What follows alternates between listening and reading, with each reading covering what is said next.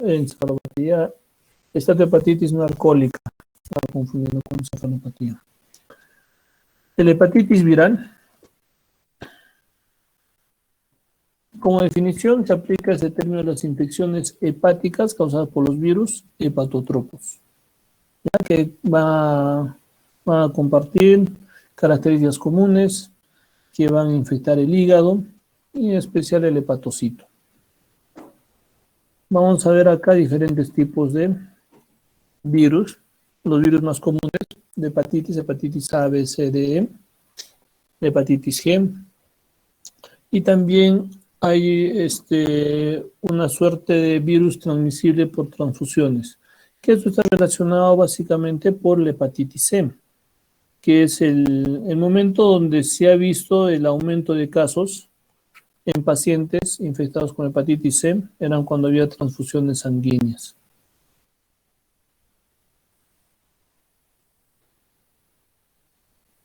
Entre los casos más comunes de hepatitis A, de hepatitis, la hepatitis A es el cuadro más común, que nos va a ayudar o que nos indica cuadros agudos, y en cuadros crónicos la hepatitis B y C.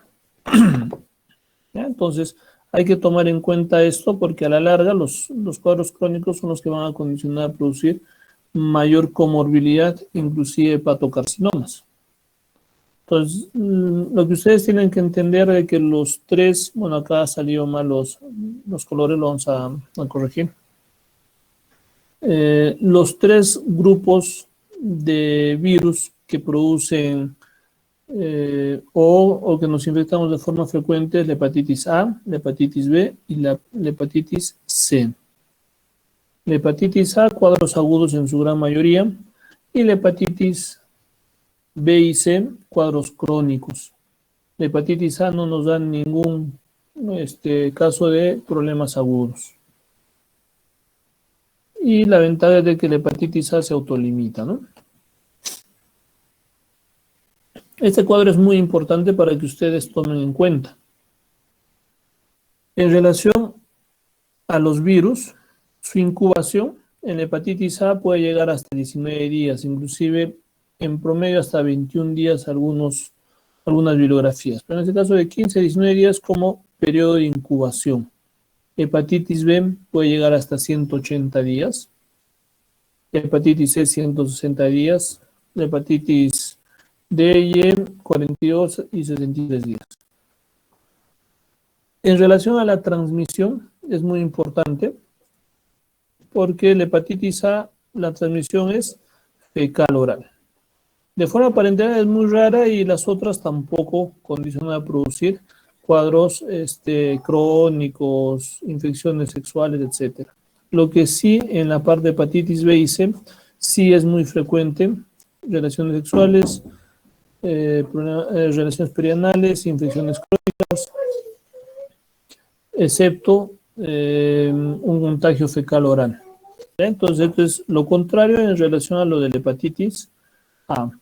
La hepatitis B en algunos cuadros puede producir una hepatopatía o una hepatitis fulminante, sí podría. Es muy raro en la hepatitis A y es muy raro en la hepatitis C. Los demás virus realmente no producen mucha casuística, pero hay que tomar en cuenta la hepatitis D, la hepatitis C, la hepatitis G, etc.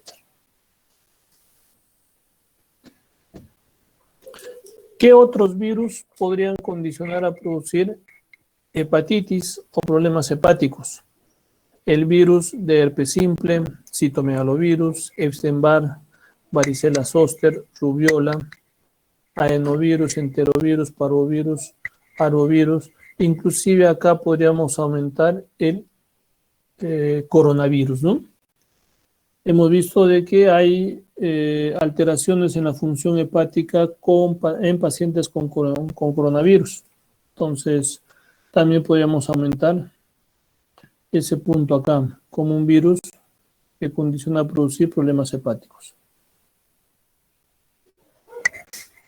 Otras causas que nos dan hepatitis aguda, una hepatitis autoinmune, el NASH, la estatohepatitis no alcohólica, la hepatitis alcohólica. Ojo, vuelvo a repetir, tenemos que diferenciar los términos entre hepatopatía alcohólica, que engloba todo, la hepatitis alcohólica, que es un cuadro agudo, la hepatopatía o esteatohepatitis alcohólica, que es la progresión por el consumo crónico de alcohol hacia una cirrosis alcohólica.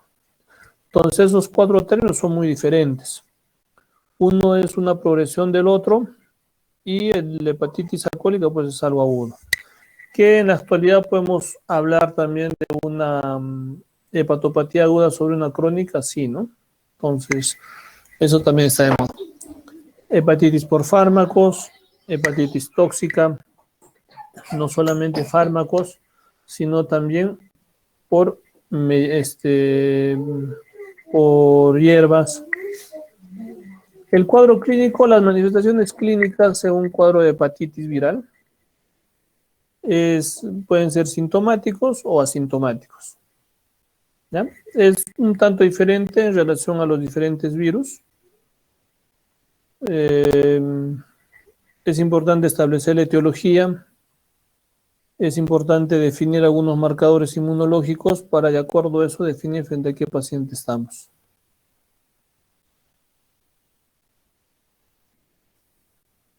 En una hepatitis viral hemos dicho de que el cuadro clínico es muy diferente uno sobre el otro.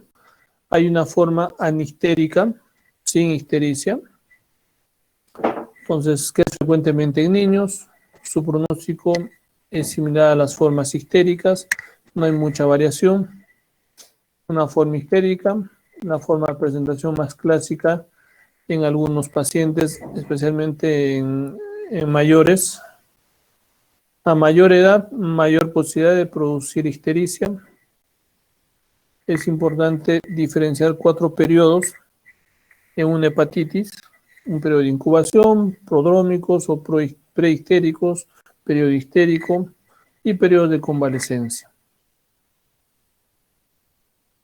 Acá vamos a ver, el periodo de incubación va a tener un intervalo de tiempo que va a transcurrir desde la exposición con los pacientes que estaban infectados hasta la aparición de los síntomas. Recuerdo de que muchos son sintomáticos, otros son asintomáticos. Periodo prodrómico va a ser la presencia de síntomas inespecíficos que van a aparecer de una forma brusca, ¿no? Muchas veces los pacientes vienen con febrículas, cefalea, astenia, hiporexia, mialgias, náuseas, vómitos, y no hay otra causa aparente, ¿no? Entonces hay que estar pensando también en cuadros de hepatitis, especialmente hepatitis A. Los periodos de ictericia, es muy variable la ictericia. Puede haber hepatomegalia, puede haber esplenomegalia, pero en un porcentaje menor.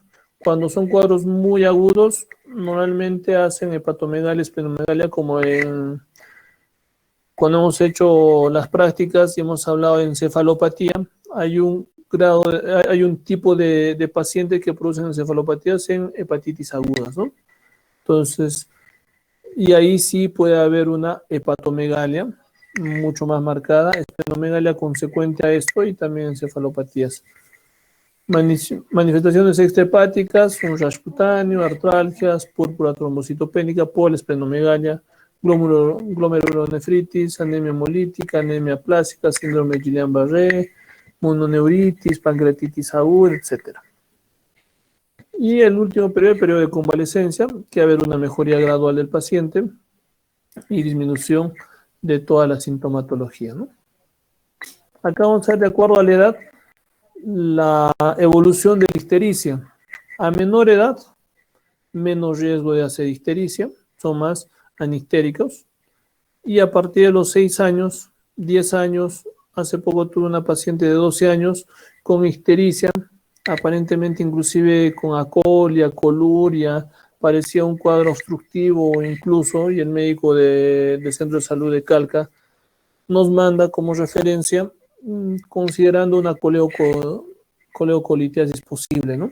Entonces, se le hace todas las pruebas, salió una hepatitis A.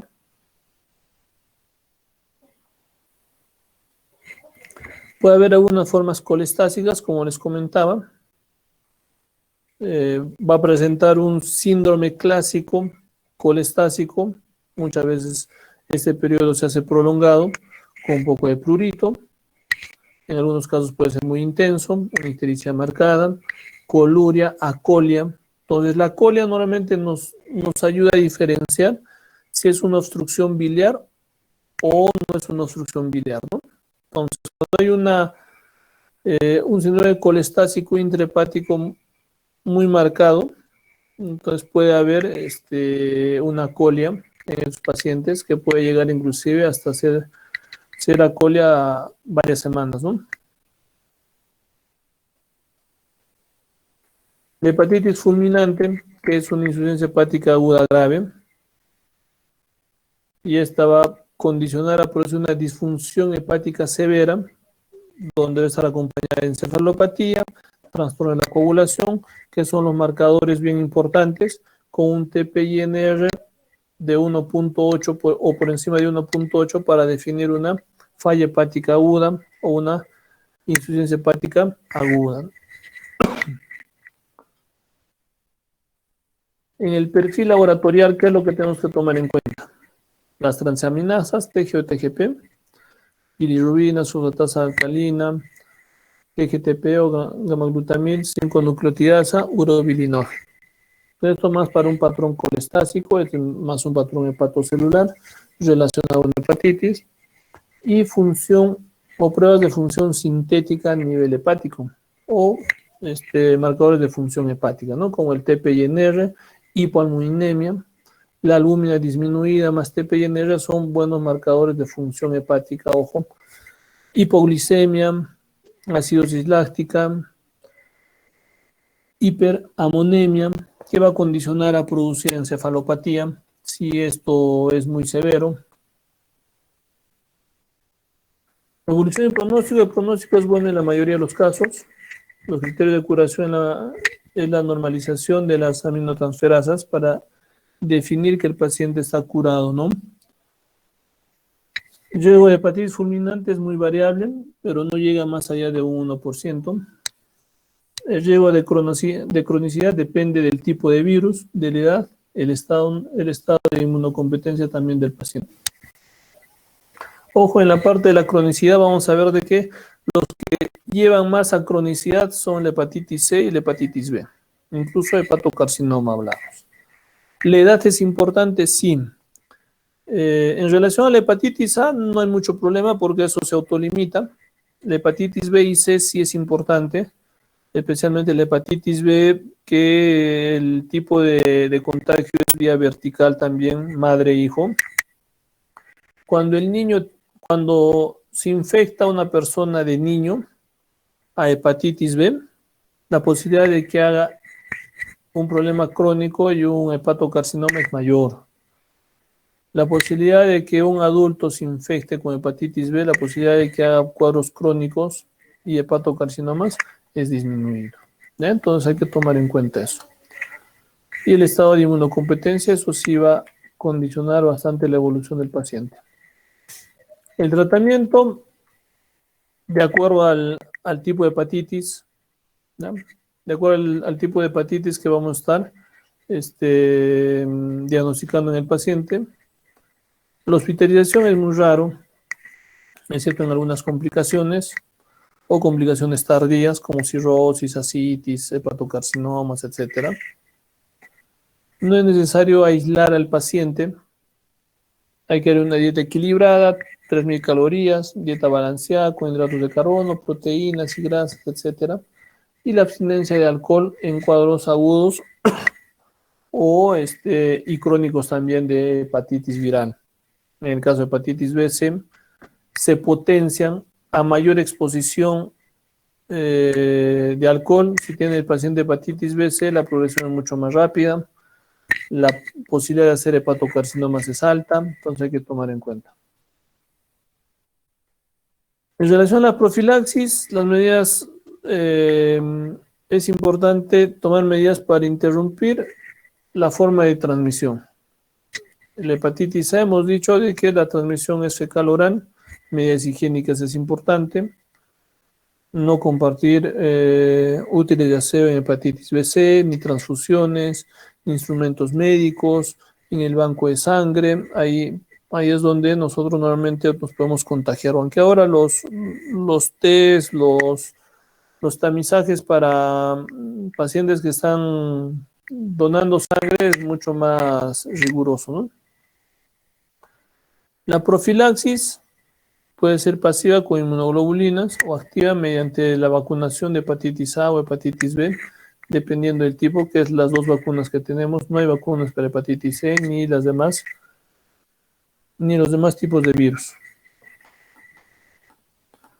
Y ahora hablando de hepatitis A, la hepatitis A es un ARN, más o menos de 27 a 32 nano, nanómetros, ¿no? Algo así. Genoma de 7500 nucleótidos, serotipo único a nivel mundial, secreta por las heces contaminadas, se puede destruir por la formalina o por la luz ultravioleta, cae al ambiente y se va inactivando. La inactivación puede estar por ebullición a más de 100 grados centígrados por minuto y un calor seco a más de 160 grados por 60 minutos. El otro es por 5 minutos. Se van a desarrollar anticuerpos protectores de por vida, entonces no es necesario, aunque algunos ya, bueno, se pueden poner las vacunas de hepatitis A para que ya no les den, ya les confiere inmunidad de por vida también. Acá vamos a ver la distribución geográfica de la hepatitis A en Sudamérica, en África, en la parte de sur de Asia, es en Asia, ¿no? Donde hay bastante pobreza, donde no hay unas buenas costumbres higiénicas, es donde hay mayor contaminación y por ende mayor prevalencia de hepatitis A. Si vemos acá, muy bajo es al norte de Europa, ¿no? Entonces, también la parte cultural influye bastante en relación a al cuadro de infecciones de hepatitis A. Acá hay varios estudios que se han hecho en el Perú y la prevalencia llega más allá de un 89%, ¿no? Entonces, bueno, acá en Pucallpa, pero en este caso la prevalencia es más hepatitis B en la selva.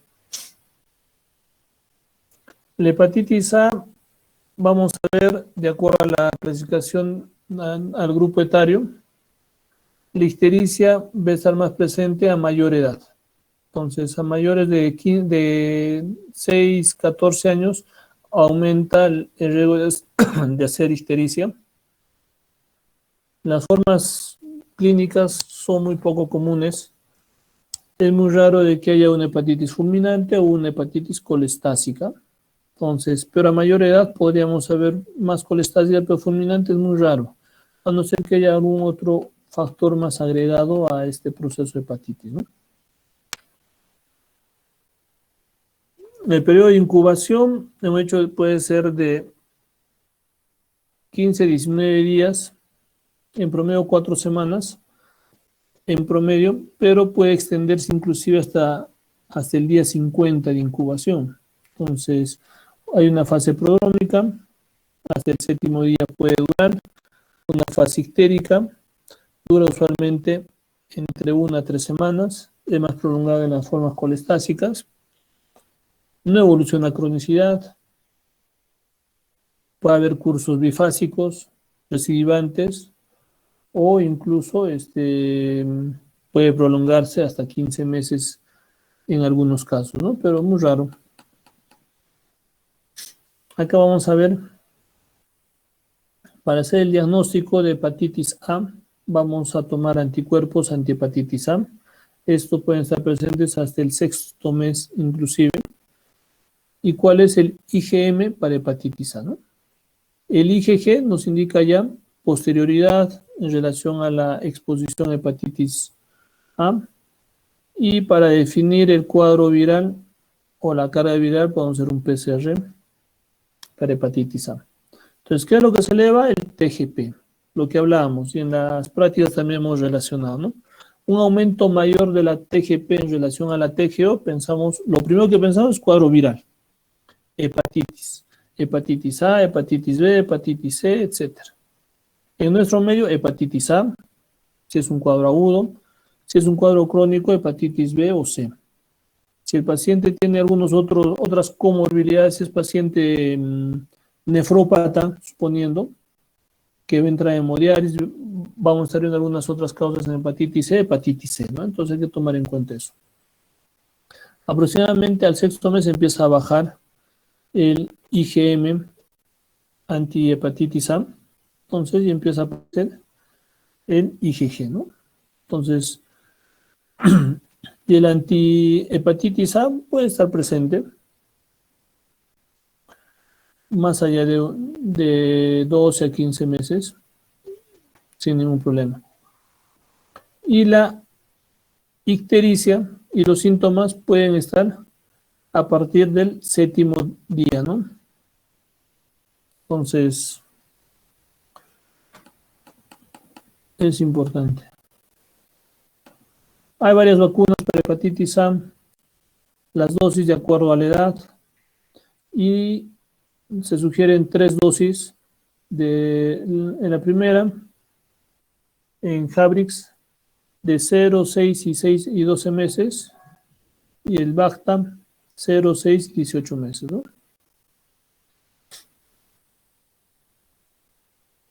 En relación a la hepatitis B, vamos a ver que es un virus ADN, parcialmente bicatenario, envuelto de la familia Hepanaviridae, distintos tipos antigénicos de comportamiento similar, no cultivable. Entonces acá vamos a ver en su estructura que debe tener una membrana, el core, la parte de proteína, antígeno de superficie, en la parte superficial y su ADN central. Acá vamos a ver de que hay varios componentes que van a condicionar a darnos los marcadores serológicos, como el antígeno de superficie, el precore y el core total, ¿ya? Y el core va a salir el anticore, IgM, IgG, y el antígeno E, ¿ya? Que nos va a indicar replicación. Y el antígeno de superficie nos indica actividad, ¿ya? Entonces vamos a tomar en cuenta la distribución geográfica. El Perú, la parte norte de Brasil, Colombia, tiene una alta tasa de prevalencia de hepatitis B. África, Asia, norte de Norteamérica también. Entonces, nosotros somos un país endémico para hepatitis B. La distribución de hepatitis B y delta en el Perú y las estimaciones poblacionales, vamos a ver de que el Cusco, en la zona norte, que es la parte de Quillabamba, Abancay y una parte del BRAE de Ayacucho, ¿no? Entonces, son zonas endémicas para hepatitis B. De igual forma, la hepatitis delta y en casi toda la selva, ¿no? Entonces hay hepatitis B. Entonces, paciente que viene con alteraciones de perfil hepático referido de la selva, lo primero que tenemos que pensar es una hepatitis B. Los modos de transmisión de forma parenteral, hemodonaciones, hemodiálisis, personal sanitario, drogadicción, la parte de las relaciones sexuales, vía vertical. Los otros modos de transmisión realmente no se han comprobado. Fecal oral, no vectores. En algún momento se definió de que en la selva como hay bastantes mosquitos puede condicionar a producir infecciones, pero no hay algo comprobado. Entonces, en la fisiopatología, la lesión aumenta cuando la inmunidad está más alterada. Pacientes inmunodeprimidos, mayor inflamación, mayor severidad. Pacientes que tienen VIH, mayor lesión. Son menos citopáticos dependiendo de la inmunidad. En el cuadro clínico es similar al de la hepatitis A, muchos de ellos son asintomáticos, algunos pueden condicionar a producir alguna sintomatología, inclusive compromiso articular y alteraciones de la piel, ¿no? En la cronicidad, a la larga, que es el cuadro más que tenemos que tener mucho más precaución en un paciente con hepatitis B, es la cirrosis hepática, hay que controlar de forma rigurosa, y después el hepatocarcinoma, ¿no? Entonces, hay muchos, es un virus oncogénico que produce hepatocarcinoma, así como el hepatitis C. Entonces hay que tomar en cuenta y los controles cada 6 meses es importante. Controles ecográficos, pacientes de hepatitis B y hepatitis C, así como pacientes cirróticos, ¿no? Las manifestaciones, vamos a tener como manifestaciones hematológicas, pancitopenias, trombocitopenias, anemias aplásicas, enfermedades por complejos inmunes, vasculitis pueden estar activándose con hepatitis B, poliarteritis nodosa, glomerulonefritis, membranosa o membrano proliferativa. En problemas neurológicos, Guillain-Barré, polineuritis. Entonces, no solamente se trata de una enfermedad que ataca la parte del hígado, sino también activa algunos otros problemas sistémicos. Casi el 70% son asintomáticos o anistéricos y un 30% pueden llegar a producir cuadros sintomáticos, como cuadros colestáticos, síntomas extrahepáticos, artralgia, artritis, y cuadros fulminantes realmente es muy bajo, a 0.5%. En sus características clínicas, periodo de incubación hablamos con un rango hasta de 18 días o 180 días. Periodo prodrómico de 2 a 5 días. Periodo de ictericia en menos de 5 años de evolución puede llegar hasta un 10% y en mayores de 5 años de evolución puede llegar hasta un 30-50%. Periodo de convalescencia, hepatitis fulminante, un hecho de 0,5, máximo hasta 1. Este algoritmo es importante porque nos va a ayudarnos a dar una idea mayor. El paciente con hepatitis B puede hacer una hepatitis fulminante y su pronóstico es trasplante hepático o la muerte, ¿no? Puede haber una, bueno, acá le ponen como una presencia de inmunidad, pero en la actualidad, con los otros estudios que se están haciendo, más que inmunidad, es una hepatitis latente. Que es cierto que casi un 90-99% de los pacientes que hacen hepatitis latente, con presencia de antiantígenos de superficie, que aparentemente nos ha dado una cura, son asintomáticos y nunca desarrollan otro tipo de enfermedad. Pero en la actualidad se ha visto en pacientes, especialmente pacientes oncológicos, pacientes que han tenido hepatitis B o tienen un antiantígeno de superficie acompañado de un anticore positivo porque han estado expuestos.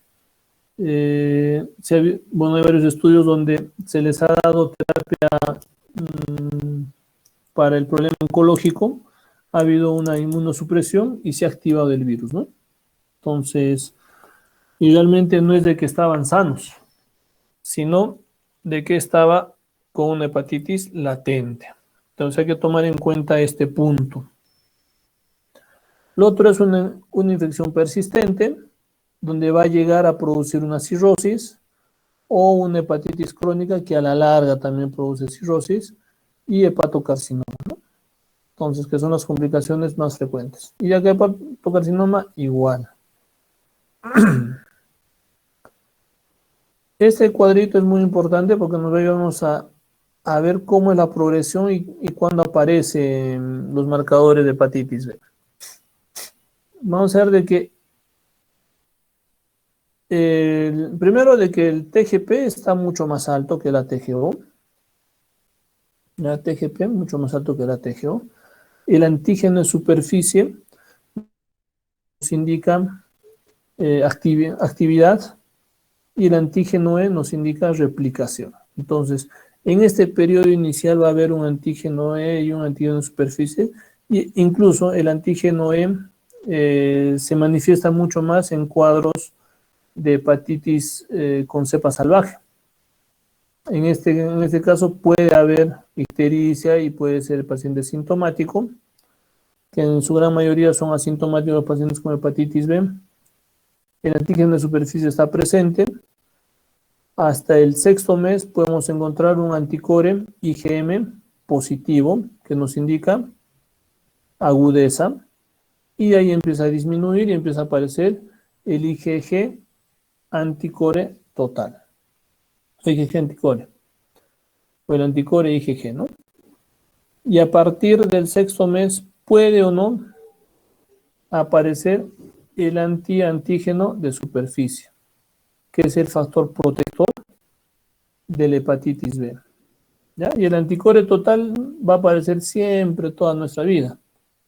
Entonces, todos los que tienen hepatitis B o han tenido, por más que se les haya dado un tratamiento farmacológico, inmunomodulador, etcétera, pueden tener el anticore total positivo para toda su vida. Entonces, eso es importante que entendamos. Antígeno de superficie, infección, exposición, antiantígeno de superficie, resolución o inmunidad, antígeno E, replicación viral, especialmente en cepas salvajes o en cepas con mutación. Entonces, es importante tomar en cuenta eso. Y el anticore IgM, infección aguda, ¿ya? Que está presente hasta el sexto mes. No nos olvidemos. Profilaxis, vacunas, medidas de índole general, la parte preventiva del contagio, control adecuado en la parte de donaciones de sangre, hemoderivados u órganos, uso de material desechable, método de barrera, inmunización pasiva, etc. Las vacunas, hay varias vacunas para hepatitis, bueno, acá vamos a ver mucho más aún. Este es lo de las vacunas. Vamos a ver.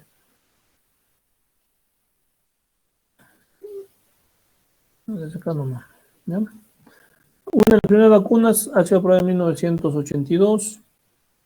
Son 3 dosis, esquema general 0, 1 y 3, 0, 1 y 2 meses. La protección, la primera dosis llega al 30-50%, con la segunda dosis hasta un 75%, con la tercera dosis hasta un 96%.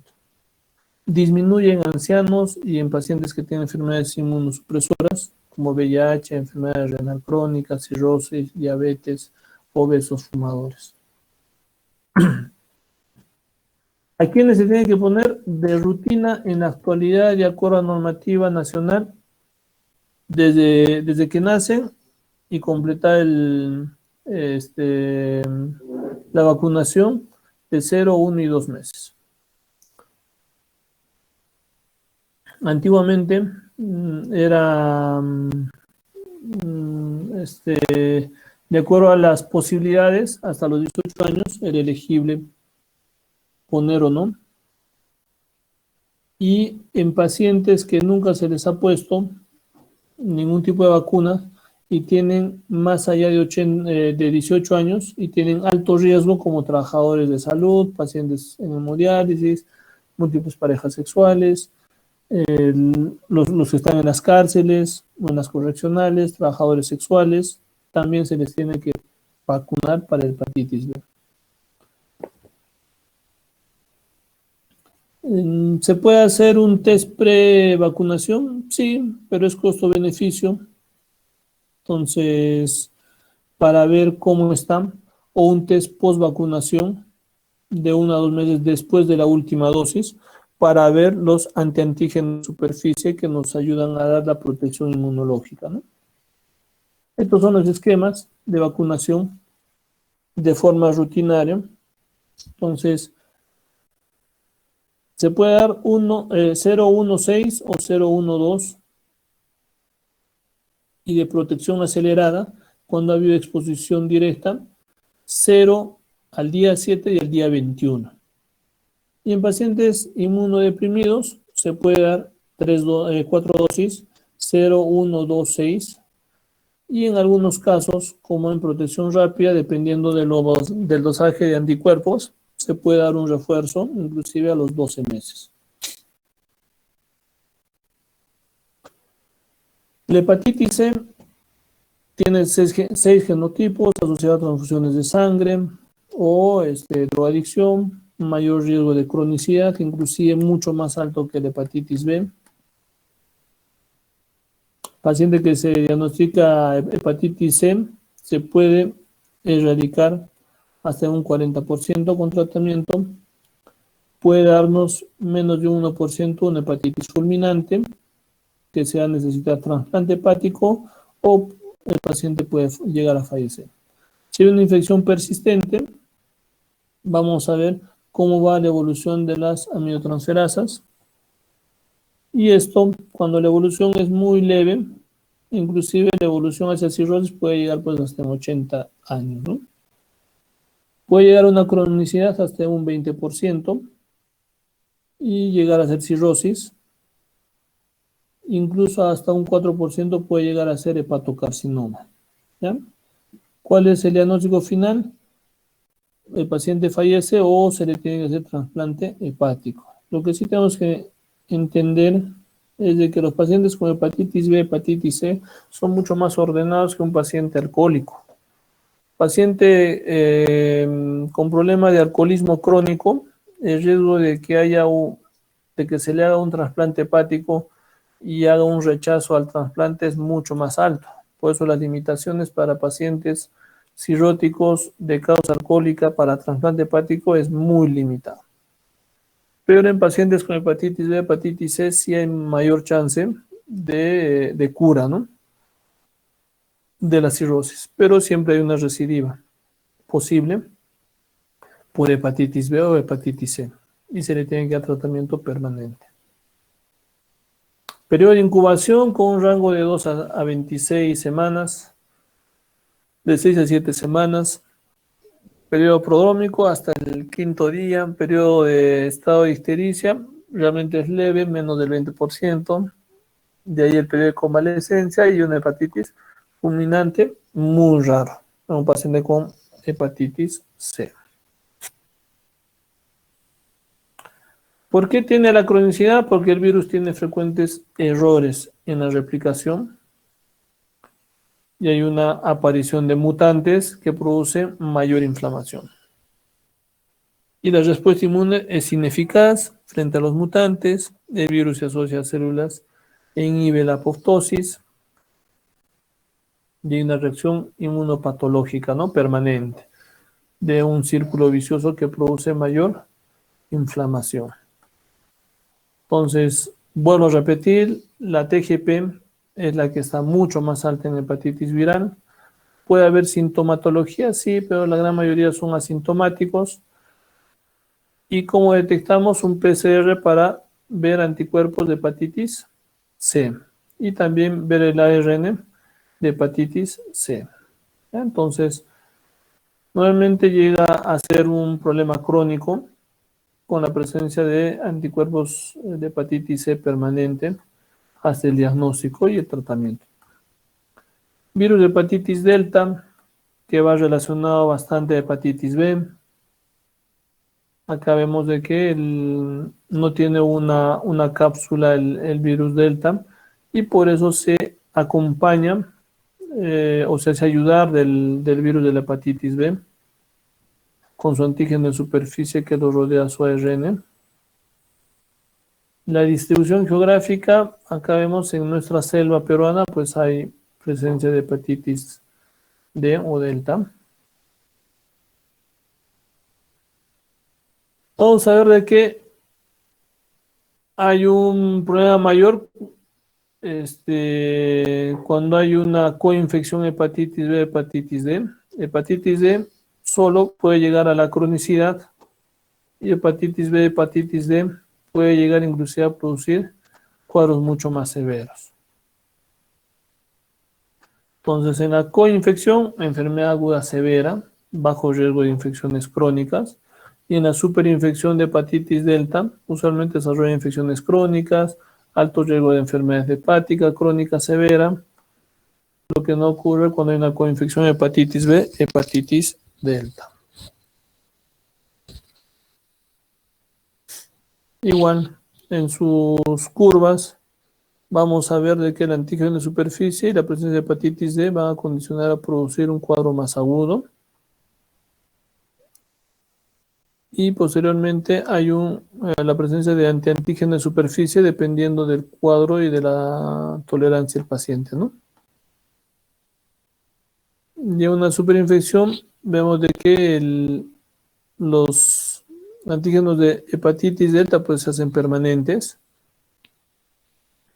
Y vuelvo a repetir, la TGP es la que está mucho más alta. Puede haber sintomatología, sí, pero en su gran mayoría, cuando hay una cronicidad, pues la sintomatología es casi mínima o son asintomáticos los pacientes. Virus de hepatitis E en la parte de Sudamérica no es frecuente, mayormente en África del Norte, en Asia y en la parte de Centroamérica, ¿no?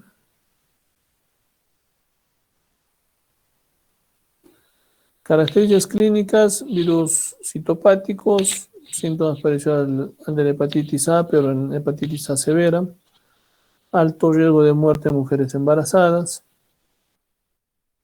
periodo de incubación hasta 40 días con un rango hasta 15 a 60 días, mortalidad un promedio de 1 a 3% y en gestantes esto se aumenta hasta un 25%.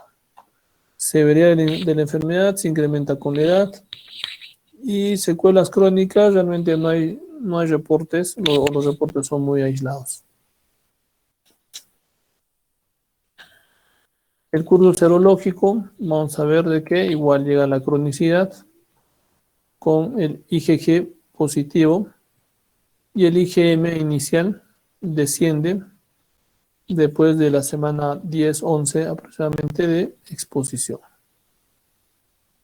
Y siempre la TGP más alta que la TGO, ¿no? Entonces no nos olvidemos. TGO de OH, o sea, alcohol, nos indica una TGO mucho más alta que la TGP. La TGP mucho más alta, cuadros virales. A la cabeza primero pensar en cuadros virales. Virus de la hepatitis G, virus ARN, polaridad positiva, familia Flaviridae, frecuente infección con hepatitis C, hepatitis B, la prevalencia es mínima, especialmente en africanos, drogadictos, donantes, etc. Transmisión parenteral, diagnóstico y detección del ARN viral o anticuerpos específicos, no hay vacuna para este tipo de hepatitis. Entonces acá vamos a ver interpretación serológica, este es el último cuadro de hepatitis. ¿Qué es lo que nos indica de que hay una infección aguda en los diferentes tipos de virus? Especialmente hepatitis A, el IgM.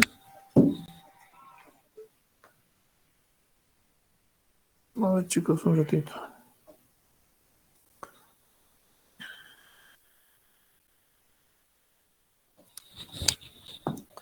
En la hepatitis A vamos a ver de que el IgM es positivo y nos va a indicar una infección aguda. Anticuerpos de hepatitis A, IgM positivo. También se puede detectar el virus por PCR. La hepatitis B vamos a encontrar para definir agudo igual el IgM del anticore positivo, antígeno de superficie que nos indica infección y posteriormente puede haber un antiantígeno de superficie y también por PCR se puede ver la carga viral. Hepatitis C igual vamos a encontrar anticuerpos de la hepatitis B o antígenos de la hepatitis C positivos y se puede dosar por PCR carga viral. ¿Cuándo nos indica infección pasada en hepatitis A? IgG. IgG es infección pasada, que ya pasó el cuadro. En hepatitis B, el anticore IgG positivo nos indica cronicidad. Y el antiantígeno de superficie, ojo, acá hay una controversia a nivel mundial. Lo que hablábamos, antiguamente se decía de que con la presencia de esto, el anticore IgG y el antiantígeno de superficie positivo nos indicaría de que la infección ha pasado, el paciente ya no tiene la infección, pero no es tanto así. Con esto lo único que nos indica es de que hay un virus atenuado, ¿no? Entonces, con la posibilidad de que se pueda activar nuevamente la hepatitis B. Y un cuadro crónico de hepatitis A no hay ningún marcador porque no nos lleva a una cronicidad. En hepatitis B vamos a encontrar el anticore IgG positivo, el antígeno de superficie positivo, el antiantígeno de superficie podría estar presente o no, pero el PCR para la carga viral es importante dosar, puede haber presencia o no, inclusive podemos encontrar el antígeno E que nos indica replicación, ¿no? Especialmente en mutaciones de virus o en virus salvaje. En respuesta a la vacuna, presencia del antiantígeno para hepatitis A, IgG positivo, y el antiantígeno de superficie positivo nos indica de que el paciente está vacunado. Ojo, si el paciente estaba vacunado antes de que se pueda exponer a la hepatitis B, nunca va a tener un anticore positivo. En este caso, antiguamente se llamaba que estaba curado el paciente. Ahora no, tiene una hepatitis latente, atenuada, que se puede activar. En este caso es protección. El antiantígeno de superficie solamente nos indica protección, la respuesta a la vacuna. ¿Ya? Entonces, en la parte de hepatitis C, que son los dos virus que nos producen más cronicidad, va a haber el antígeno de hepatitis C positivo y por PCR se puede dosar carga viral, ¿no? Entonces, es importante tomar en cuenta esto, sí, porque de acuerdo a esto vamos a definir frente a qué paciente estamos. Es un cuadro agudo en hepatitis B que dura hasta los 6 meses, o es un cuadro ya crónico, o está en un cuadro latente, ¿no? ¿Alguna pregunta, chicos? Acá están, se han dormido. Doctor, Dime, Marisela.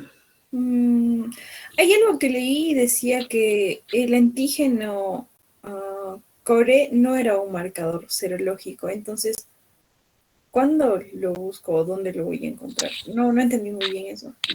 El anticore. Sí, doctor. Nosotros tenemos un anticore total, ¿ya? El anticore total que nos va a indicar de que el paciente ha estado expuesto a la hepatitis B, ¿ya? Está expuesto a la hepatitis B, el anticore total. Pero cuando nosotros vemos un paciente con anticore total, tenemos que ver si esa exposición es aguda o crónica, o si está activa la hepatitis. Entonces, para eso nosotros lo que pedimos es el anticore total IgM, o si quieres pedimos IgG, cualquiera de los dos, pero de preferencia no pedir los dos, porque si sale un IgG es crónico, si sale un IgM es agudo, ¿ya? Pero a la par tenemos que pedir un antígeno de superficie. El antígeno de superficie a nosotros nos va a ayudarnos a definir actividad, de que ese virus está activo en nuestro cuerpo. Y el antígeno E, cuando sale positivo, nos indica replicación, de que ese virus se está replicando, y especialmente en virus salvaje o en virus mutado. ¿Ya? Entonces, Eso va a ser importante para definir. A veces nos confundimos un poco, ¿no? Idealmente no deberíamos de pedir pues un anticore total solamente, sino un anticore IgM para definir si es agudo o es crónico. No sé si con eso se entiende mejor. Sí, doctor. ¿Ya? Entonces no nos olvidemos. Anticore solamente nos indica exposición. El anticore IgM, cuadro agudo, hasta los 6 meses. Anticore IgG, cuadro crónico. Si tenemos un anticore IgG más un antígeno de superficie, es de que ese virus está activo. Es una hepatitis B crónica. Pero, vuelvo a repetir, acá tenemos un punto de quiebre que antiguamente se consideraba de que cuando tenía su anticore total o anticore IgG positivo y su antiantígeno de superficie positivo, el paciente se ha sanado, decíamos. No, en la actualidad no es así. En la actualidad lo único que nos indica es que ese paciente está con una hepatitis latente, protegido, ¿no? Porque tiene su antiantígeno, no está activa ese virus, no está activo en el organismo. Pero cualquier otra situación de inmunosupresión puede activarlo, sí lo puede activar. Y eso es lo que ha sucedido. Especialmente en pacientes oncológicos que reciben terapia inmunosupresora, y se activa su hepatitis B. Entonces, en la actualidad, pacientes que tienen este patrón de antiantígeno de superficie más un anticore total o un anticore IgG positivo y tienen que recibir terapia inmunosupresora, las guías actuales te indican de que tienes que darle tratamiento antiviral. ¿Ya? Pero es lo contrario en un paciente que tenga solamente el antiantígeno de superficie positivo y ningún otro marcador más. Eso sí nos indica de que el paciente está protegido por la vacunación. ¿Alguna otra pregunta, chicos? Doctor, una pregunta. Perdón. Carlos, dime. Sí, doctor, quería preguntarle, en caso de la vacunación, si ya ha tenido contacto con la enfermedad y lo notamos con el anticore positivo, ¿igual se aplicaría la vacunación o hay algunos casos en los que ya no es necesario? Mira, ahí hay una controversia, ¿no? Porque lo que les decía, el hecho de, si el paciente no ha estado expuesto y se le ha vacunado, entonces tiene una protección, ¿no? Es inmune hacia el virus por la vacunación. Pero muchos no sabían que tenían o habían tenido una exposición a la hepatitis B y se han vacunado. Y tienen un antiantígeno de superficie positivo. Y a la par, si tienen un anticore, es como en el caso de aparentemente curados, ¿no? Donde sí tienen un grado de protección, porque tienen el antiantígeno de superficie. Ustedes saben de que cuando aparece el antígeno de superficie es porque hay actividad, de que el virus está actuando, está activándose. ¿Ya? Pero si tenemos el antiantígeno de superficie, ese virus está atenuado, está como si diríamos, está dormidito, ¿no? Mientras tengamos el antiantígeno de superficie, vamos a estar protegidos también para que no se active. En este caso, lo que va a conllevar el punto de quiebre va a ser de que nosotros tengamos algún episodio de inmunosupresión severa, como lo que pasa en los pacientes oncológicos. O sea, en los pacientes oncológicos, y ahí es donde se han hecho los estudios mayores de este punto, y donde se ha desmentido de que teniendo esto el paciente no está curado. No es de que vuelvo a repetir, el anticore IgG positivo y el antiantígeno de superficie, el paciente se ha curado de la hepatitis. No es así. En la actualidad ya no se piensa eso. Lo que está el virus es dormidito, ¿no? Está atenuado, está ahí latente. Inclusive algunas bibliografías ya le ponen como una hepatitis latente. Entonces, se ha visto de que en otros pacientes oncológicos, pacientes con cáncer, que se les ha iniciado terapia oncológica, han tenido un proceso de inmunosupresión y han comenzado a activarse sus hepatitis B. Pero si tenían su antiantígeno y tenían su anticore IgG positivo, entonces, entre comillas, estaban sanos, ya estaban curados. No, solamente estaban latentes los virus. Entonces, si el paciente tiene su anticore total o anticore IgG positivo y su antiantígeno de superficie, lo único que tiene es una hepatitis latente, básicamente. Y si se le ha vacunado después, ha reforzado su antiantígeno de superficie, sí, tiene mayor protección porque, ojo, hay un valor mayor de 100.000, de 1000 que nos indica protección del antiantígeno de superficie, y menor a este valor nos indica de que no estás bien protegido y te puedes contagiar. Y si ese antiantígeno de superficie también baja en este tipo de pacientes, se puede activar el virus, ¿no? Y si está en periodo de inmunosupresión, mucho más aún. Básicamente es eso. ¿Alguna otra pregunta, chicos? ¿O algo ha quedado claro, Carlos? Sí, No, sí, doctor. no se ha Sí, quedó claro. entendido. No. No, sí, doctor. Es que justo me acordé de que creo que en semiología, no recuerdo bien, que nos decían que era quizás mejor hacer antes de la vacunación, como empezaron a pedir vacunación para nosotros, los estudiantes, que era mejor hacerse justamente esta prueba de antígenos para ver si no había estado uno expuesto antes. Pero entonces entiendo que más allá de que hayamos estado expuestos a la enfermedad, siempre es beneficiosa la vacunación. Claro, es mejor vacunarse, ¿no? Es mejor Ya. porque eso puede fortalecer más nuestro antiantígeno de superficie, que nos conllevará una protección por el riesgo mayor. Entonces, porque, ¿qué pasaría si tú tienes sales positivo con tu core? Anticore total positivo, ¿no? Pero Ujú. tu antígeno de superficie es negativo, tu antígeno es negativo, o sea, no hay actividad, no hay replicación, pero sí has tenido contacto por el anticore total. Inclusive solamente te toman muchas veces anticore total y no te dosan si es IgM o si es IgG. Anticore total, el antígeno de superficie negativo, podemos asumir de que es una hepatitis B latente. Idealmente se debería de dosar. Suponiendo, en el caso hipotético, ¿no? Lo ideal sería, lo que tú decías, hacer unas pruebas previas a la vacunación, ver si tienes hepatitis B o no. Te toman un anticore total, sales positivo, el antígeno de superficie negativo, entonces eso te indica de que tú no estás con una hepatitis B activa, ¿ya?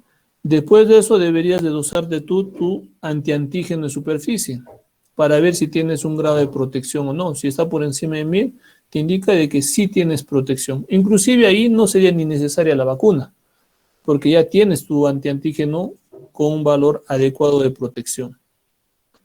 Pero el problema, ¿cuál es? En el Cusco, uno, de que no dosan antiantígeno de superficie. En Lima sí se dosa. El costo del dosaje del antiantígeno de superficie es aproximadamente unos $300. El costo de la vacuna en total te sale como $150, creo. Y eso, mucho. Menos, $100. Creo que es como 50 soles cada vacuna, algo así. Entonces, si vacunándote vas a aumentar tu inmunidad, ¿qué te conviene? O hacer tu dosaje de costo-beneficio para el Estado, hacer un dosaje de antiantígeno de superficie, o vacunar a todos de plano. Vacunar a todos de plano. Entonces, porque eso no va a conllevar de que yo tengo hepatitis, me han vacunado y me va a caer mal la vacuna, no. Más bien, si tienes hepatitis, entre comillas, activa, que no te has dado cuenta, es antiantígeno de superficie. Inclusive hay algunos artículos que pueden comentar ahí, que puede ser que te active pues tu antiantígeno de superficie y pueda suprimir y puede volverlo una hepatitis latente, ¿no? Y no hay mucho problema en ese sentido. ¿Alguna pregunta Bien, más? gracias. No todos están vacunados para la hepatitis B. Porque ustedes son chibolos. Ustedes son del 90 y tantos. Sí, ¿no? Sí, doctor. Pero sí han pedido, doctor de la universidad, que estén las cartillas de hepatitis también. Claro. A partir del, no, aunque no, pues, ¿no? A partir del 2005, más o menos, recién se ha incluido en las cartillas de vacunación de los niños. Porque los que han nacido a partir del 2005, 2006, de plano a toititos les vacunan para hepatitis B desde el nacimiento. Y los que hemos nacido antes, hay que vacunarnos igual. Pero sí se puede vacunar. O sea, ustedes pueden ir a un centro de salud y decir, quiero vacunarme para hepatitis B y se vacunan. No hay ningún requisito que diga de que tú puedes, tú no puedes, no. O sea, todos de plano deberíamos de vacunarnos, sí o sí. Incluso a nosotros cuando hemos comenzado la universidad, nos exigieron que nos vacunemos antes de hacer cursos clínicos para hepatitis B, y ahí todavía se pagaba. Tú tenías que comprar tu vacuna y te vacunaban, ¿no? En cambio ahora ustedes deben de estar vacunados todos. Ahora ya en séptimo semestre ya han debido de vacunarse pues desde que hacen anatomía inclusive, porque están en riesgo y en contacto de que no sabemos qué tipo de paciente o qué tipo de muertito hemos agarrado, ¿no? Ya chicos, entonces vamos a alguna otra pregunta más para y una vez terminar de el tema de estatus de hepatitis no alcohólica, que es un tema muy interesante en sí. ¿Alguna pregunta más, chicos, de hepatitis viral? Hepatitis viral muchas veces es hablar en chino. Lo que nos confunde es esto. ¿Ya? Pero no es muy difícil acordarnos algunas cositas, ¿no? El antígeno de superficie, el antígeno E, el IgM nos indica exposición aguda, IgG nos indica exposición crónica o infección pasada en el caso de hepatitis A. ¿Ya? Entonces, en la actualidad, vuelvo a repetir, no hay una cura del propio organismo de la hepatitis B, sino si una atenuación o una hepatitis B latente. ¿Ya? No nos olvidemos de eso. Ya, la esteatohepatitis no alcohólica o el NASH, el famoso NASH, ¿no? Que en las prácticas decíamos, ¿qué es el NASH? ¿Qué es ser el NASH? Entonces, la esteatohepatitis no alcohólica fue escrito inclusive hace casi 40 años en una paciente mujer obesa, diabética, que presentó elevación del TGP, otra vez TGP en nuestra cabeza, NASH, TGP, igual que hepatitis viral. Y en una biopsia hepática se encontró esteatosis macrovesicular y fibrosis, sin antecedente de consumo de alcohol. Entonces, fue una casualidad, ¿no? Haciendo los estudios de que por qué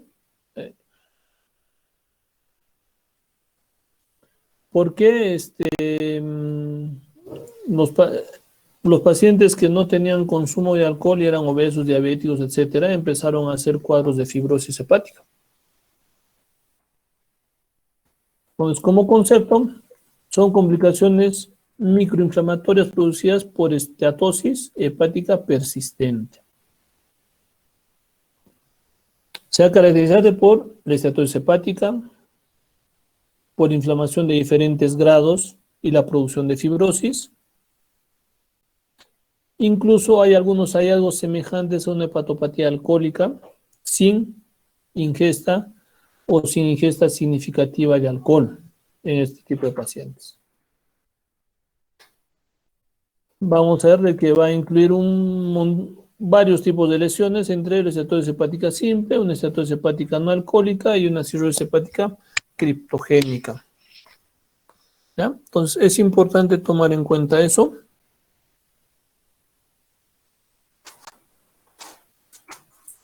Y es pues un problema no asociado al alcohol, ¿no? Entonces, eso sí tenemos que tomar en cuenta. Las manifestaciones hepáticas del síndrome metabólico van a condicionar a producir, o es una manifestación hepática de estatus hepática no alcohólica del síndrome metabólico, que va a estar relacionada a la resistencia a la insulina. Nosotros sabemos de que los pacientes obesos van a tener mayor resistencia a la insulina, ¿no?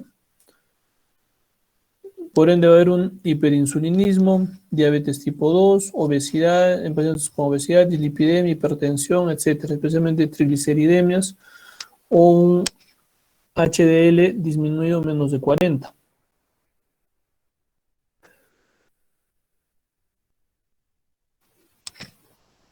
Entonces, la prevalencia de una enfermedad hepática alcohólica puede llegar hasta un 23%. Y un NASH llega hasta un 3%. En relación a la edad, mayormente se encuentra la esteatohepatitis no alcohólica en pacientes a partir de los 50 años a más. En relación al género, el sexo femenino es el que tiene mayor predisposición, diabetes mellitus, obesidad, hiperlipidemias, trigliceridemias a la cabeza también. En la obesidad, 2 de 3 pueden hacer una esteatosis hepática no alcohólica. Trastornos metabólicos nutricionales también condicionan a producir este tipo de enfermedad o este tipo de efectos a nivel del hígado, enfermedades gastrointestinales, fármacos, enfermedades metabólicas hereditarias, misceláneas, idiopáticas, etc. Inclusive algunos cuadros virales o cuadros infecciosos como la tuberculosis también puede producir inflamación crónica a nivel hepático. De los trastornos metabólicos, que son los más importantes, van a ser la obesidad, diabetes, hipertrigliceridemia. Los demás puede haber sí, un entorno de producción de una esteatosis hepática no alcohólica, pero los que de ahora en adelante o desde hace un poco tiempo para adelante está haciendo que aumente más el diagnóstico de cirrosis y se inviertan las causas de cirrosis de una hepatopatía alcohólica a una enfermedad, una esteatosis hepática no alcohólica, es la evolución de la diabetes, ¿no? Hasta hace unos 10, 15 años, nosotros veíamos pacientes diabéticos, inclusive la obesidad, pues era muy raro. Ahora hay más obesidad.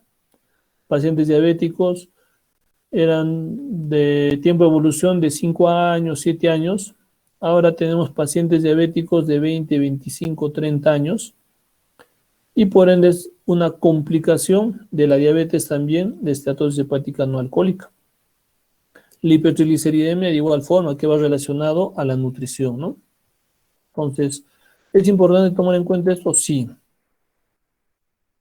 En relación a la obesidad, a mayor obesidad, mayor riesgo de hacer esteatosis hepática no alcohólica.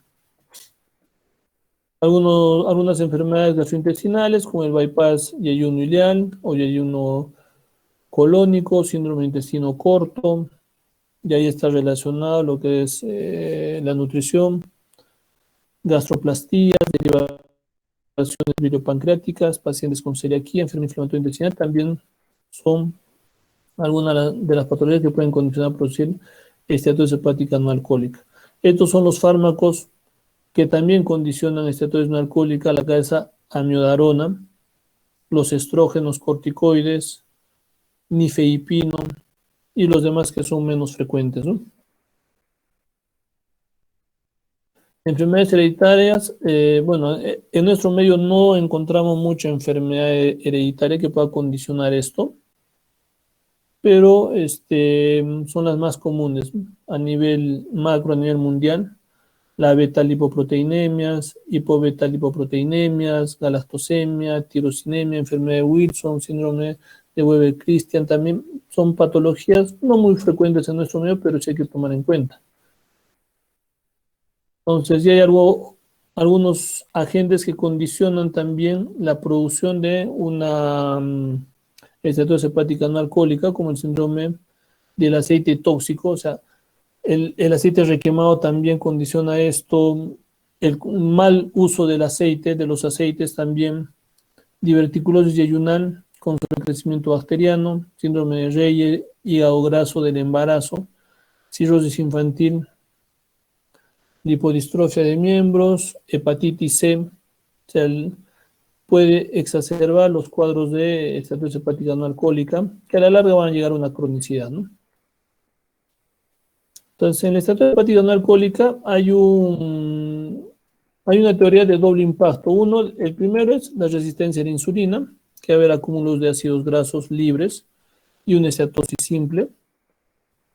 Y el segundo es un factor adicional al estrés oxidativo, que va a superar mecanismos defensivos a nivel celular, mayor inflamación, mayor producción de fibrosis, etcétera, y se hace un círculo vicioso.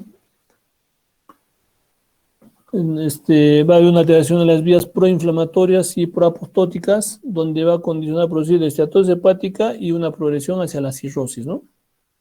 Ojo, la cirrosis en este tipo de pacientes no es de una progresión rápida, como en el caso de una hepatopatía alcohólica, pero sí a mayor tiempo de exposición o a mayor tiempo de evolución, la posibilidad de que hagan cirrosis es más alta. La resistencia a la insulina va a haber un aumento del aporte de ácidos grasos libres al hepatocito, aumento de la síntesis a nivel hepática, disminución, saturación de beta-oxidación mitocondrial a nivel de los hepatocitos, una disminución de la síntesis y excreción del LDL, colesterol, acumulación de ácidos grasos libres y una esteatosis hepática. La oxidación microsomal también va a condicionar a producir una sobreexposición del citocromo P450, una beta-oxidación peroxisal, radicales libres, mayor inflamación, estrés oxidativo, peroxidación lipídica y necrosis hepatocitaria o del hepatocito. Entonces, hay varios factores que condicionan a producir mayor inflamación. El estrés oxidativo, la peroxidación lipídica, mucho más aún va a haber inflamación con estímulos quimiotáticos, alfa-1 factores de necrosis tumoral alfa, interleuquinas, que son marcadores de la cascada de inflamación, las células estrelladas a nivel del hígado, que va a condicionar a producir mayor fibrosis, los cuerpos de Majorim, que también, como antígenos proteicos, van a condicionar a producir mayor círculo vicioso y la progresión a la fibrosis y a la cirrosis, ¿no? Con una alteración en su estructura del hígado. El diagnóstico es importante, el cuadro clínico nos va a ayudarnos a ver la evolución, laboratorialmente también, las pruebas imagenológicas. Es importante hacer una buena anamnesis para definir si este paciente tiene consumo o no, o el consumo es excesivo de alcohol o no. Hay que sacar o descartar algunas otras causas de hepatopatía, viral, hepatopatías autoinmunes, hepatopatías alcohólicas, y también hay que ver alteraciones de las pruebas de función hepática. Y uno de las pruebas como gol estándar es la biopsia hepática, ¿no? Que no se hace de forma rutinaria. Hace un 75% de los pacientes son asintomáticos, la progresión es lenta. Puede haber algunos síntomas inespecíficos como astenia, dolor en el hipocondrio derecho, que es muy raro, hepatomegalia, que puede llegar hasta un 85% en cuadros iniciales, y posteriormente una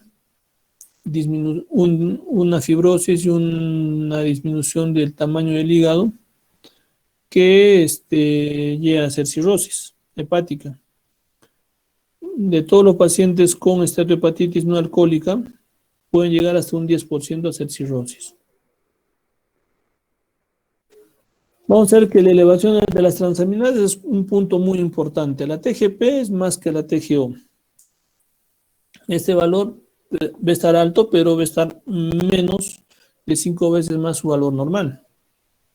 Puede haber una elevación de la GGTP, la fosfatasa alcalina, alteración de parámetros de función hepática, hiperglicemias, hipertrigliceridemias, hipercolesterolemia, etc. Ecográficamente vamos a tener una técnica de imagen de primera elección, pero tiene que ser por un radiólogo entrenado para definir bien la característica, ya que ecográficamente es subjetivo todo lo que vamos a ver. ¿Ya? Entonces hay un patrón brillante de atenuación a nivel posterior, sensibilidad que puede llegar hasta un 60%, especificidad 60%, no es muy alta. Datos de cirrosis con bordes irregulares o bordes romos, signos de hipertensión portal posible, aumento de la porta por encima de 10 para definir una suerte de una hipertensión portal posible. Ojo, el diámetro de la porta no nos concluye hipertensión portal, pero sí nos puede indicar que puede ser que haya. ¿Ya? Idealmente es medir el patrón en cuña, que no se hace de forma rutinaria porque es un manejo más intervencionista. Y muchas veces no se distingue esteatosis de enfermedad hepática no alcohólica o esteatosis hepática no alcohólica, ¿no? Esteatosis sí. Las otras pruebas de imágenes, igual. En tomografía vamos a ver un hígado hipodenso respecto al vaso. El vaso y el riñón son nuestros puntos de comparación.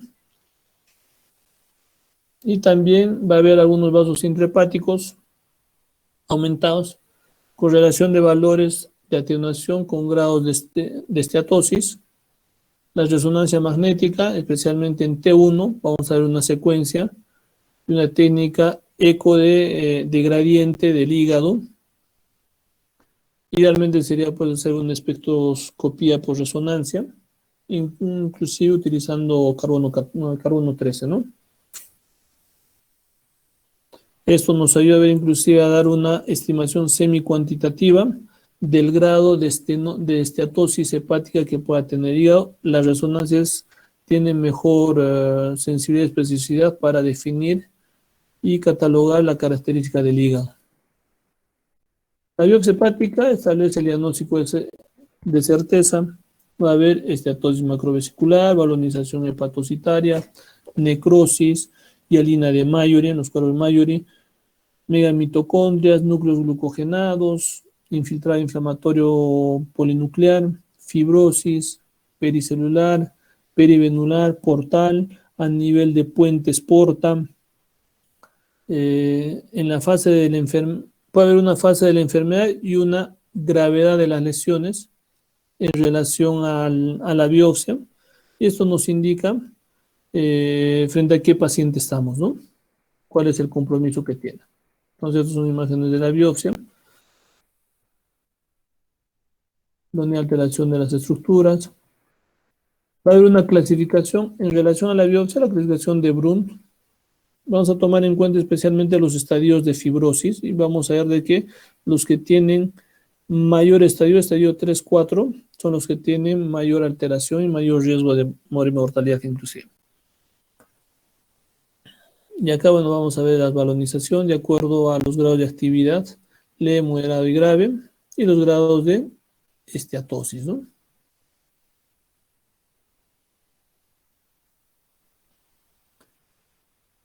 Hay algunos argumentos en contra para definir biopsia hepática. Entonces, muchos de los pacientes son asintomáticos. El diagnóstico de presunción realmente es un poco más sencillo. Por eso es importante hacer una buena anamnesis. Si nosotros no hacemos una buena anamnesis, vamos a estar pensando en que le tengo que pedir una biopsia a un paciente paciente diabético, obeso, con hipertrigliceridemia. Si tenemos un paciente de este tipo, lo primero que vamos a pensar y tiene una alteración hepática es un NASH, ¿no? O una esteatohepatitis no alcohólica. Ni a balas vamos a pensar de que sea un cuadro por una causa alcohólica. Entonces, la anamnesis es muy importante. La presunción diagnóstica, pues, es sencilla. El pronóstico con o sin biopsia es relativamente bueno. No existe un tratamiento eficaz establecido post-biopsia. Y los costos son mucho más altos. Entonces, hay que evaluar mejor. Y los argumentos a favor es de que vamos a confirmar el diagnóstico, vamos a descartar otras posibles causas, pero para eso hay que hacer una buena anamnesis. Vamos a clasificar mejor al paciente, de acuerdo a su lesión, al grado, al estadio. Hay algunos pacientes sí que tienen lesiones más serias, pero el compromiso del tratamiento no va a variar. Las transaminadas normales no excluyen las formas avanzadas.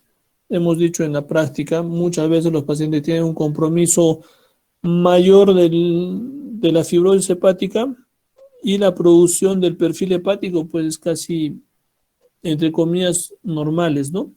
Y tiene un perfil hepático casi normal. Pero ahí tenemos que tratar de distinguir, inclusive por más que esté entre los valores normales, va a haber una alteración entre TGO y TGP. La TGP es mucho más alta que la TGO, por más que estén en los rangos normales, ¿no? Eso también tenemos que evaluar la parte imagenológica, la parte laboratorial, la parte clínica. Es imprescindible en un estudio terapéutico, realmente no hay muchos estudios y los pocos no son concluyentes. El valor pronóstico, vamos a ver de que hacia la par de la cirrosis, hacia el estadio 3, 4, la incidencia de cirrosis es mucho más alta. Y la mortalidad hepática, igual, los estadios o los tipos 3, 4 es mayor. Entonces, los factores de riesgo de la fibrosis, vamos a ver, paciente que pueda condicionar a producir más fibrosis, pacientes mayor de edad, inclusive cuando el paciente tiene una TGO alta en relación a la TGP, mayor a 1. Hemos dicho, ¿no? La TGP más alta sí, pero cuando tiene una relación de estas, el riesgo de hacer fibrosis es mucho más alta, por más que no tenga antecedentes de consumo de alcohol. La relación GGTP con TGP también, la TGP más de 2 veces su valor normal también, un índice de masa corporal más de 28, pacientes diabéticos, hipertrigliceridemia, enfermedades asociadas a esteatosis hepática no alcohólica también puede condicionar a tener un mayor riesgo de hacer fibrosis hepática, ¿no? ¿Qué indicaciones de fibrosis hepática podemos tener? Para establecer el pronóstico, decisión terapéutica o ensayos clínicos, en algún caso de que haya algunos otros ensayos. Si no se sospecha de esteatosis hepática no alcohólica, o si hay una sospecha en relación a esta, pero el hecho de tener una biopsia no nos modifica el manejo terapéutico posible. El manejo básicamente va relacionado a prevenir para que no haya una mayor progresión. Y cuando hay algunos otros 2 o más factores de riesgo de fibrosis que puedan condicionar mayor progresión, ¿no? O mayor aceleración. Entonces, podría ser. El tratamiento, ejercicio físico, disminuir el peso, antioxidantes, vitamina E, sensibilizar el efecto de la insulina, especialmente un paciente diabético, tioglitazonas, los sensibilizantes a efectos de la insulina, ácido ursodeoxicólico, que realmente no hay buenos estudios concluyentes, como sugerencias podemos utilizar, sí, pero el tratamiento en sí es prevenir antes de que aumente más la progresión hacia la fibrosis en este tipo de esteatosis hepática no alcohólica. Entonces, ¿qué es lo que pasa? El paciente diabético muchas veces es descuidado, no es ordenado. Lo que yo siempre les digo a mis pacientes es, o a sus familiares, los pacientes diabéticos, hay que se requisa como en la cárcel, tal cual. Igual tienes que entrar, si ustedes tienen algún familiar que es diabético, tienen que hacer requisa tal cual en la cárcel. Van, levantan su colchón, sacan su velador, todas las cajas y van a ver de que ahí hay pues sobres de dulces, de galletas, gaseosas debajo de la cama. Y para afuera el paciente no come dulces, no come azúcar, no come harinas, pero en el cuarto sí se mete todo, ¿no? Entonces, tenemos que ser muy rigurosos en ese sentido, especialmente paciente diabético, paciente obeso, paciente con hipertrigliceridemias, que son las causas más frecuentes de una esteatosis hepática no alcohólica. Entonces es importante eso. Chicos, con eso terminamos hoy día. ¿Alguna pregunta?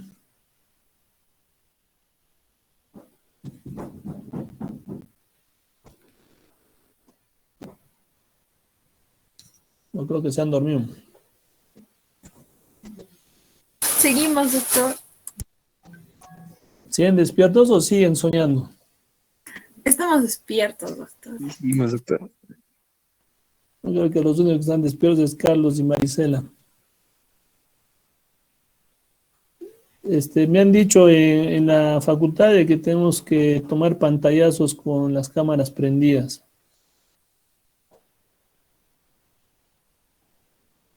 ¿Debemos prender las cámaras, doctor? Sí, creo que sí, porque los demás están durmiendo. Eddie Marcial Cagua está durmiendo. Sí estamos, dice Caterine. Presente, doctor, ya estoy. Ah, ya, vemos que estabas durmiendo, Eddie. Sí estamos, doctor. Ya, ¿alguna pregunta, chicos? Para terminar, mira, la esteatosis hepática es una patología muy importante que no tenemos de dejar de pensar. Mucho más aún ahora que los problemas metabólicos están aumentando. Entonces hay mayor obesidad, mayor consumo de comida chatarra, hipertrigliceridemias, mayor tiempo de enfermedad de pacientes diabéticos y las complicaciones a mayor tiempo de exposición de estos factores, a la larga se puede ser esteatohepatitis no alcohólica y a la larga cirrosis. Por eso le decía, antiguamente, todavía nosotros, cuando estudiábamos medicina, teníamos la idea cirrosis era igual a alcoholismo, ¿no? Entonces, paciente cirrótico, este debe ser un alcohólico, ¿no? Y muy raros eran pues, pacientes con hepatitis B, hepatitis C. En cambio, ahora ha aumentado más la esteatohepatitis no alcohólica y la cirrosis por problemas metabólicos. Acá en el Cusco todavía no se ve mucha cirrosis por problemas metabólicos, todavía sigue el alcoholismo como causa número 1. Pero en Lima, en los hospitales, cada vez más se encuentra más pacientes cirróticos con problemas metabólicos. Porque la diabetes de evolución de 15, 20 años, 25 años, una de las complicaciones de la diabetes es pues un hígado, una esteatohepatitis no alcohólica y a la cirrosis, ¿no? Entonces hay que tomar en cuenta ese punto. Cuán importante es explicarle a nuestro paciente de que la dieta que tiene que llevar por la patología de fondo tiene que ser bien rigurosa y al familiar también. Cuán importante es no comer comida chatarra. Cuán importante es controlar la obesidad. Hemos visto la obesidad mórbida, la obesidad severa, grado 3, 4, pues son las que condicionan a producir mayor esteatohepatitis no alcohólica. La hipertrigliceridemia, consumo de grasa, harinas, que van de la mano casi una de la otra, ¿no? Entonces, en la actualidad se está viéndose bastantes casos cada vez más de este tipo de problemas hepáticos, que nosotros como médicos de primer nivel, cuando ustedes hagan su serum, hay que orientar mejor a nuestros pacientes, ¿no? ¿Alguna pregunta, chicos? ¿Están de sueño? Marisela, con esto ya hemos quedado igualados, ¿no? Sí, doctor, ya estamos a la par con los otros grupos también. Ya. Entonces vamos a ver, tal vez, sus exámenes son desde la siguiente semana, ¿no? ¿Van a comenzar sus exámenes? Más o menos, doctor. Quizá es de la subsiguiente. Pero la subsiguiente ya es 30, creo. Pues esta semana termina el 21, la semana. La siguiente semana termina viernes 21. La subsiguiente, 30. Doctor, el viernes que viene sería 18. ¿Dice que es el viernes? ¿No es? Hoy es 11, doctor. Yo pensé que era 21. Ya. Entonces, lo que vamos a hacer, Ah, sí, me estoy equivocándome con el domingo 27. Domingo 27. Ya, entonces, lo que vamos a hacer es, tal vez, porque nos faltan dos clases, ¿no? Tal vez hacemos el miércoles, este miércoles que viene y el próximo viernes. Está bien, doctor. Ya, para completar de una vez y estén ustedes liberados del curso la siguiente semana para sus exámenes. Gracias, doctor. Ya, ya nos vamos poniendo de acuerdo. Ya, chicos, ¿alguna pregunta, algo? Nada. Hablen o callen para siempre, dice. Doctor, disculpe, tenía una pregunta, pero sobre hepatitis. ¿Puedo? Ya, a ver. Sí, dime. Era sobre las manifestaciones clínicas en la fase prodrómica. ¿Cómo es que, bueno, lo que leí es que generalmente las manifestaciones clínicas son inespecíficas, entonces pueden ser muy parecidas a cuadros respiratorios en niños. ¿Cómo las diferenciamos, aparte de ver historia clínica y eso? Especialmente en niños pueden producir cuadros sugestivos respiratorios. O sea, es que nosotros asumimos, suponemos que está con un resfriado y punto, ¿no? Porque en los pacientes hemos visto de que la ictericia en un cuadro de hepatitis, especialmente hepatitis A, aparece, o la ictericia más marcada a partir de los 6 años, 7 años, inclusive 14 años, mucho más, ¿no? Y antes de los 6 años la posibilidad de que hagan ictericia es mínima. ¿Y qué es lo que viene en nuestra cabeza? Y es textual. ¿Alguien es mamá, papá por acá? Muchas veces, tal vez hasta nuestros hijos ya les ha dado hepatitis. Porque el niño viene con fiebre, malestar, una sensación de disconfort, cansancio, debilidad, etcétera, y no hay un foco aparente. Entonces no hay un foco donde digamos de que esto es, parece una faringitis, ¿no?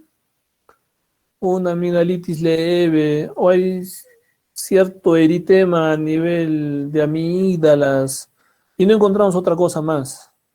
Y asumimos, puede ser eso. Y lo otro es de que hacen fiebres brutales, más de 40, y eso sí, a mí me ha tocado vivir un par de veces. Hacen fiebres altas, y ustedes se van a darse cuenta, cuadros virales, las fiebres son recontra altas. Cuadros bacterianos, las fiebres no son muy altas. El paciente está más descompensado. Entonces, un cuadro viral, como en hepatitis A, las fiebres van a estar recontra altas, sin ictericia, sin nada, y muchos papás te dicen, no, seguramente le está saliendo el diente, ¿no? Y por eso está haciendo fiebre. O seguramente ha pasado esto, por eso está haciendo fiebre. Y ni por acá que puede ser que ese sea un cuadro de hepatitis que está siendo casi asintomático, ¿no? O su sintomatología es medio irregular, que no es definida para realmente pensar en una hepatitis. Y los cuadros prodrómicos pueden venir previos a una ictericia, ¿no? Como le comenté a esta pacientita que vino con una hepatitis A, inclusive nos llamaron de Calca y nos dijeron de que está haciendo una coleocolitiasis. Pero días anteriores había hecho fiebre, malestar, molestias, pensaba inclusive en infección urinaria, me acuerdo que han pensado. Y tenía 10 años y le dieron ciprofloxacino. Y la mamá estaba asada con el médico que estaba allá, porque decía, por el ciprofloxacino es lo que le ha producido esa ictericia, ¿no? Y le ha malogrado el hígado, por eso. No, y el ciprofloxacino había tomado 2 veces.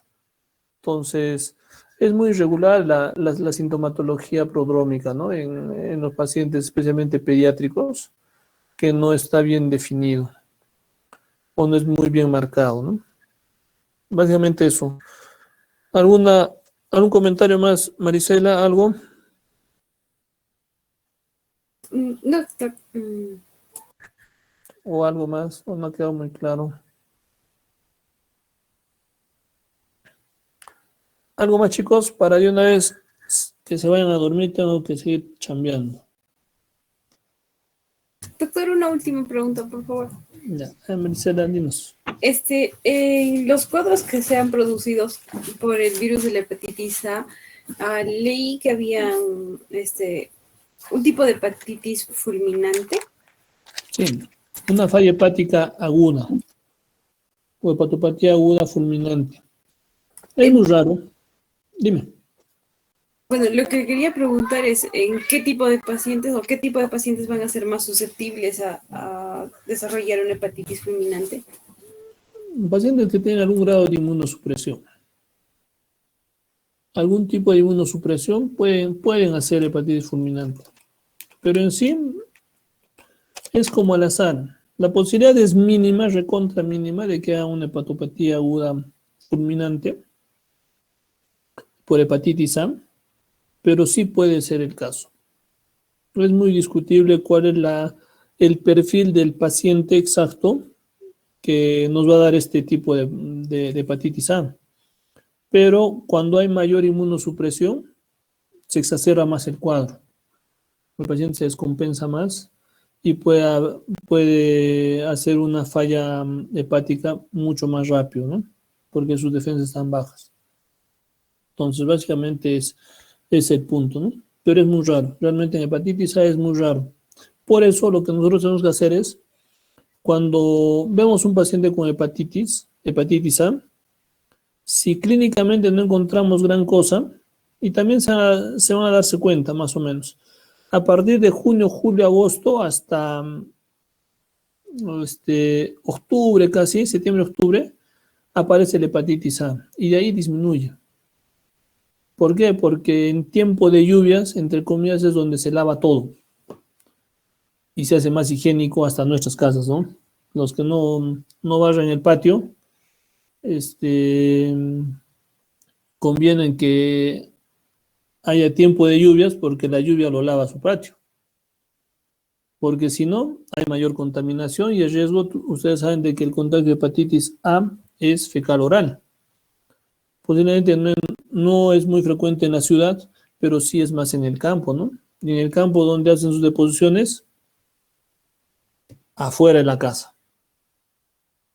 Entonces, y si no llueve, los niños juegan afuera de la casa y se pueden contagiar y recontagiar.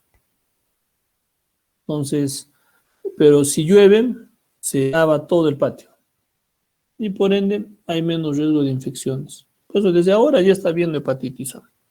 Y van a ver de que por ahí algunos casos o van a escuchar, tenía hepatitis, ¿no? Hepatitis A. Y no lo vemos en este tiempo bastante hepatitis A, especialmente en nuestra zona de acá.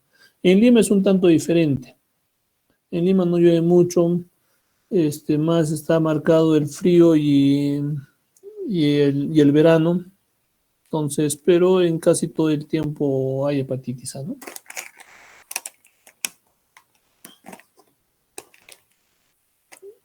Ojo, ya lo que les iba a terminar de comentar.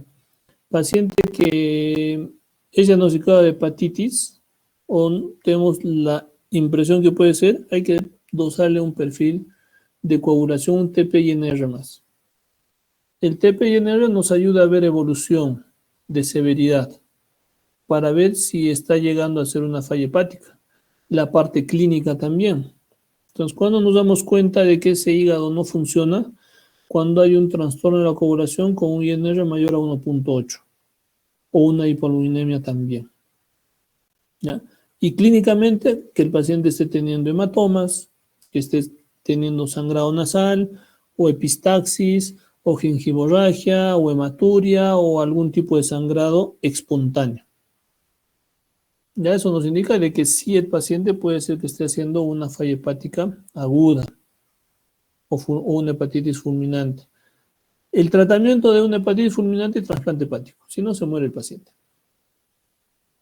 Entonces eso sí hay que tomar en cuenta. Entonces, paciente que comienza a hacer ictericia, hay que dudar un poco de una posible falla hepática, o hay que pensar, mejor dicho, en una falla hepática aguda posible. Entonces, hay que pedir su perfil hepático más su TPINR, ¿no?